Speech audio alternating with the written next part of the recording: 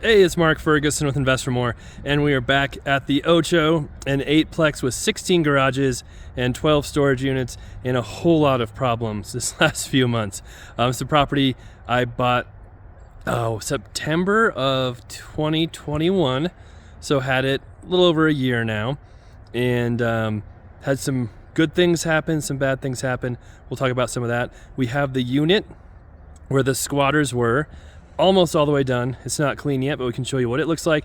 We're just here to check it out, see if we need to do anything else before we get it up cleaned and up for rent.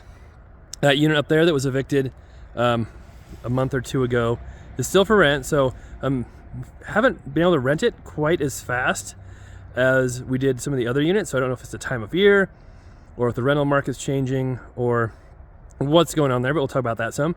And then we have the garage in back, where the tenant was given an eviction notice, and it's either today or tomorrow he had to pay or leave, or we do the eviction, and he did contact us. We'll talk about that as well. That's also where the police standoff was a few weeks ago, where his friend locked himself in the garage, and about 7 cops were there for hours until he finally came out and surrendered, and a lot of issues there too, so we'll talk about that as well. All right, love the likes, love the comments, love the shares, keep those coming. And we have lots of other videos too on our other properties that aren't quite as crazy as this one. Some are even crazier. We have a wide variety of different properties and things going on. So first off, we'll show you this unit right here, and then we'll go back to the garages. This is where the squatters were. If you missed that story, we had a tenant here who moved out and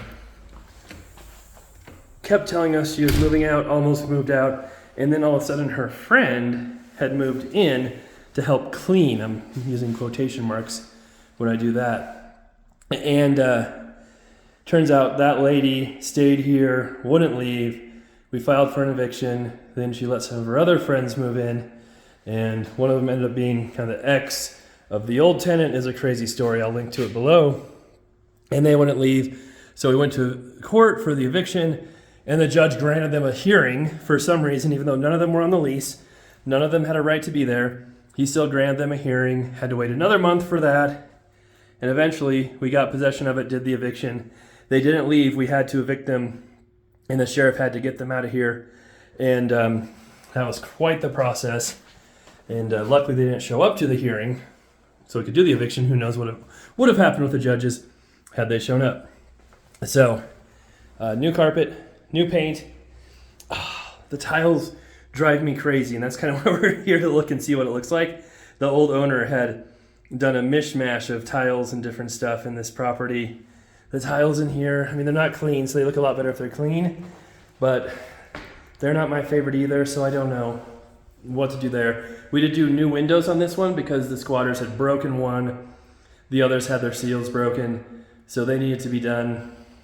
We did the painted cabinets here like we've done in the other units, painted counter, which does pretty good, a new dishwasher, but the stove and fridge we kept. Our cleaner will definitely be charging extra to clean those. Hopefully they clean up. If not, maybe we'll be getting some more appliances there. And this is, a lot of people think this is electric heat. This is not. This is hot water baseboard heat. So there's a main boiler in the back of the building that supplies all the units with hot water heat. So it's not electric, it is baseboard hot water. And then we've got this bathroom right here as well, which looks just like the other one with the crazy tiles as well. And yes, that was the shower that had all the cat poop and everything in it. That was my job during the eviction. So for some reason, stuff like that doesn't bother me. Maybe my nose is immune to it all after these years. So there we go. That's this unit, and just trying to see if we need to do anything else. This floor, I'm not sure if we need to do anything here. We could do probably a vinyl pretty easy and look way better, but yeah, we'll think about that. So this unit, we've been asking $1,250 for these.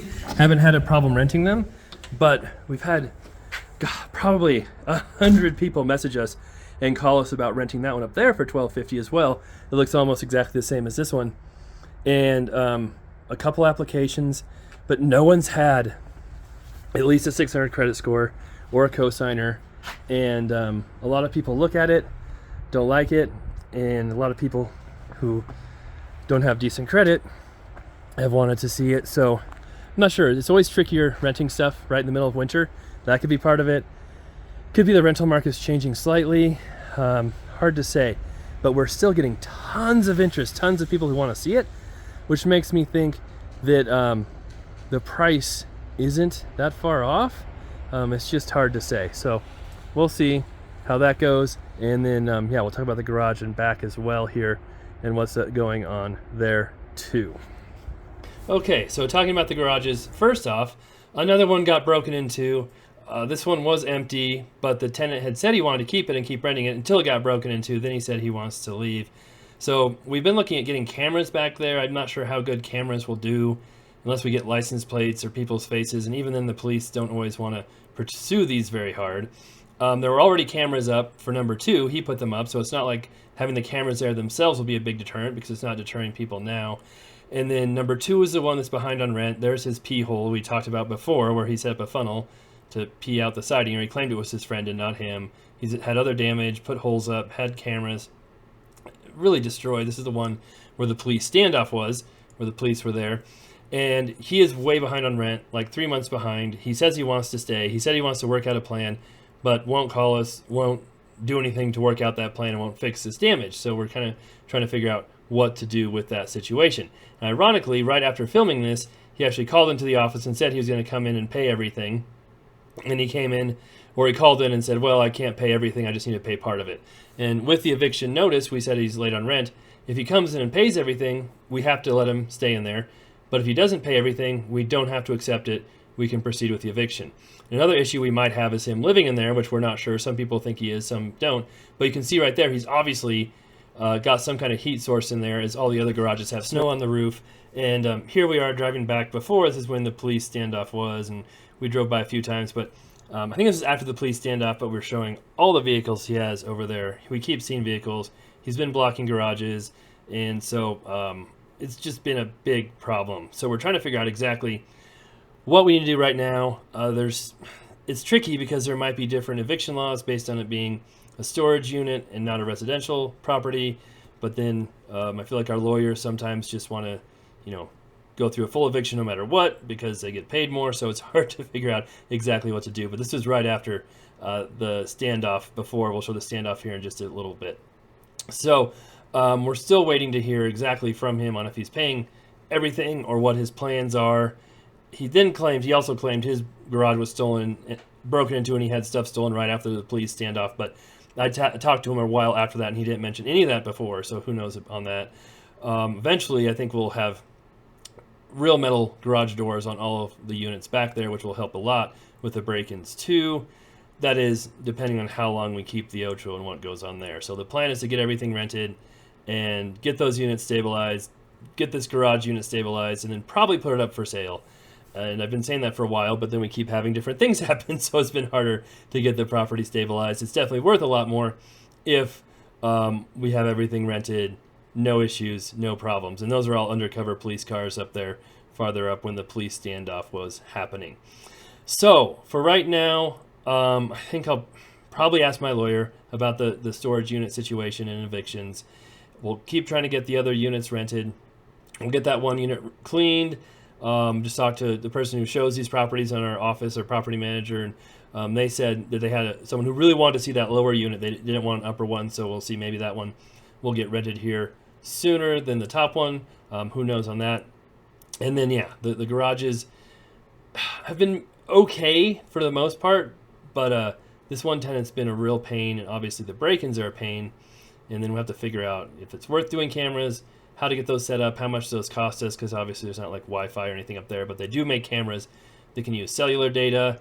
So a few different options there as well. All right, now here's the police standoff that happened before, and you can see the police cars and everything, and that guy was charged with a whole lot of different crimes and different things. So he was a friend of the tenant. He wasn't the actual tenant, and apparently he was hanging out there or went into the garage, locked himself in while the police were chasing him, I think. Something like that was what happened. But the tenant did know him, and it sounded like he wasn't going to be out of jail for a while because he's trying to figure out what to do with his car, which was left at his property. So, all right, we'll have more updates on this property as we move along. Love the likes, love the comments, love the shares. And then, yeah, hopefully after this little situation is taken care of, there's no more drama at the Ocho and we can figure out what to do with it for the long run.